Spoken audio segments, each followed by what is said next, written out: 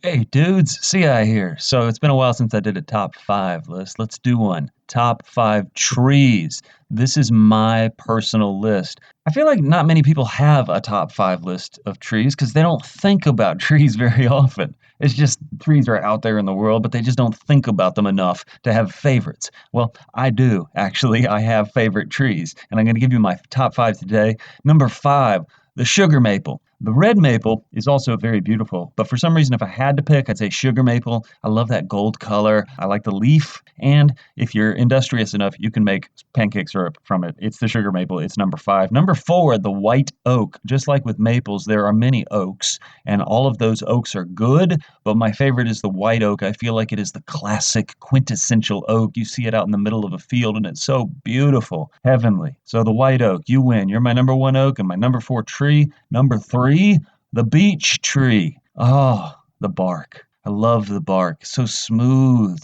The leaves also very nice, long, pointy. I like the way beech trees hang on to their leaves almost the entire winter. I find that odd. They're dead, they're brown, but they're staying on the tree for some reason.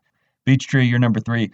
Number two, the sycamore. I love the sycamore. The sycamore is very common. It's commonly planted in cities. It's spread around the United States all over. It's a very easy tree to plant in an urban environment because it's pretty and it's easy to maintain. But the thing is it's just gorgeous. I love the bark. I love the way the bark looks vaguely like camouflage pattern, and the leaves are lovely, and it's got these little fuzzy balls that are not painful if you step on them. They're nice, they're good. It's the sycamore tree, and it's my number two tree, but my number one tree is the tulip tree.